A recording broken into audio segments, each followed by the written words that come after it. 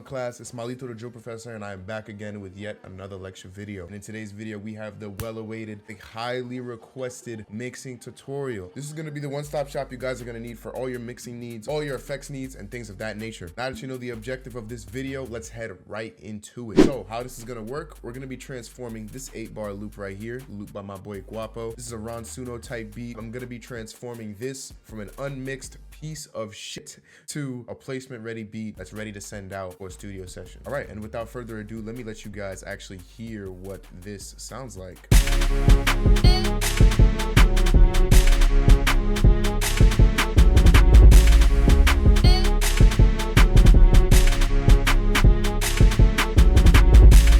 Doesn't sound bad, however, it can sound a whole lot better. The first thing you want to attack when you're mixing is your leveling. So we're gonna head over to the channel rack up here and we're going to level all these sounds out. What leveling basically is it's the controlling of the volume and how loud your certain sounds are. So first off, let's start with the 808. So what you want to first visit when you're doing your leveling of your 808s is the actual sound itself. We're using the regular Spinz 808. Now, if you guys are noticing, when I'm clicking this once, the sound is still going. The way to fix that is to go over to the envelope, spin your attack down, hold up, and all this other stuff down so it makes a box. Now it'll stop on the stop point and it won't keep going. Therefore, the 808s won't roll over each other and sound muddy. Now what we can do is we can head over to the pre-computed effects, over to effects target, which is going to be this little tab right here. And then you want to crank up this EQ button, which is just going to make the 808 punch harder. So at first we had this, now we have this. So it just makes it punch a little harder. Now we can head back to the wrench and we can make this out knob just a little bit, just so the 808 kind of fades out, makes it a little bit more punchy. And then we can go ahead and hear how that's sounding right now.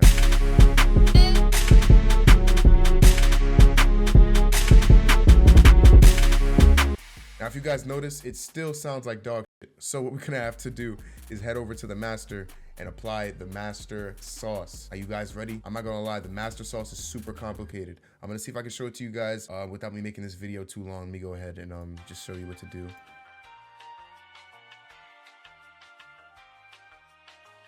All right, thank you guys for sticking through that long portion of the video. That's actually what I'm gonna do for my mastering. Pretty tedious process. That's my really complicated master mix. Let's head back over to the 808s.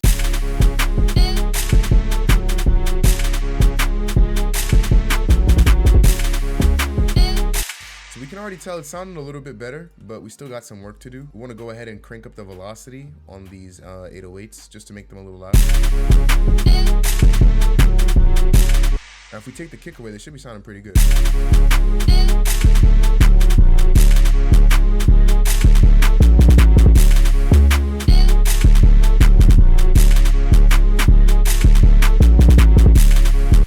Yeah, that sounded like a leveled 808 to me. So what you guys want to basically do is you want to go down to pretty much every sound throughout this channel rack that you guys have, and you just want to level it. You want to basically just use your ears to level them up and down. All right, as for the hi-hats, it looks like all the velocity is stationary, so I want to go ahead and change that because I kind of have this pattern stutters. So you hear that little small note. What we want to go ahead and do is we want to come down to where this velocity is. We want to turn this down. So you see, that sounds a lot better now. It sounds a lot cleaner now that we're actually having the hi-hats have a sense of like volume. Go ahead and turn those up as well. Got this crash as well. I'm gonna go ahead and turn this up. Now, if you notice, we have this repetitive ass gun in the background. What we wanna do is just add a fade out effect. So it's gonna come in every other bar instead of every single bar.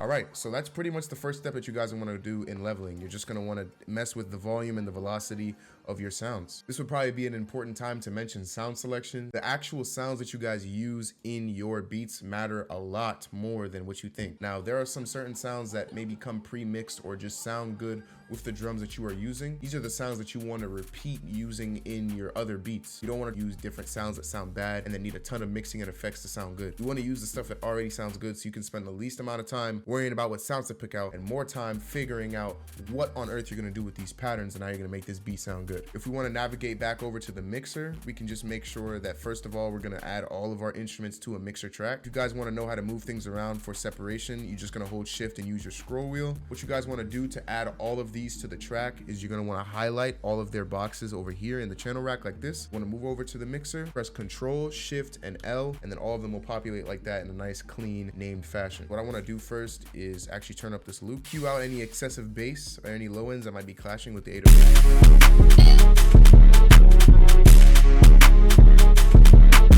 I want to go ahead and put my Spinz 808 in mono. That's just law for some reason. I really don't know too much about what it does. My kick in mono as well. It's a really good practice to start adding some stereo separations to your loops. It just makes them sound a lot more apparent. And sometimes you really want the loop to be kind of immersing the listener. You don't want it to be kind of thin. It depends on the type of beat that you have though. Now, if you guys notice, the 808 and the kick are kind of fighting for the same space right now. So this is actually not a good combo to use. So if I was smart, I would take my sound selection and pick a different kick or a different kick and 808 combination. However, I want to show you guys a lesson here about attack and side chaining. Now, your first option, if you want to make sure that your kick is getting through the frequency before your 808 comes in, is to go over to the 808 sound and add an attack to the actual envelope so it comes in later and it's not as punchy. It's a lot less punchy when you put an attack on it. That just means it's going to start later in the actual sound.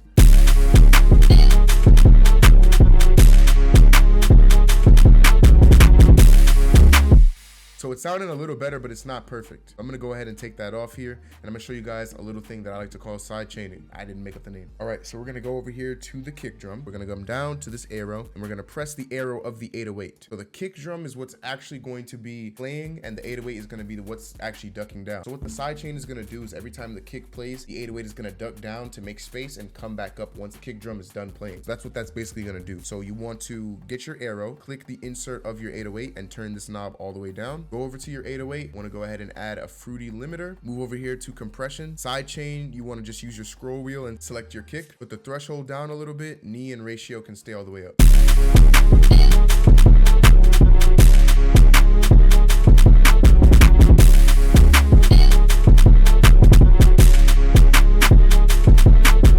As you guys can see, it's cutting through the mix a little bit better, but I still want to use a different kick.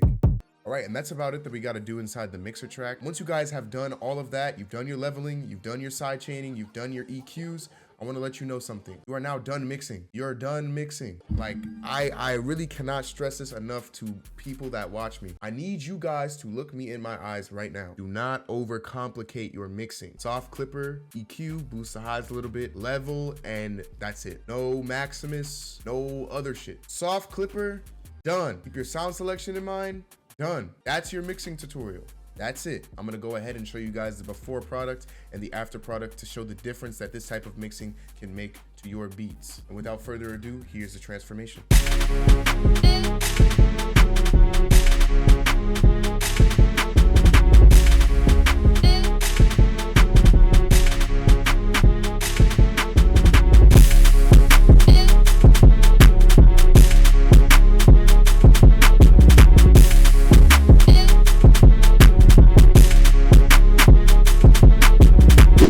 And that is the video. It's so simple that this really doesn't even need a video. You guys could head over to my Discord server and get this game for me in a VC or something. And with that being said, if you guys did have any questions on any of these topics like that, please feel free to leave them in the comment section below. Like, subscribe, turn post notifications on because I post every Tuesday at 12 p.m. Eastern time. And with that being said, class is dismissed.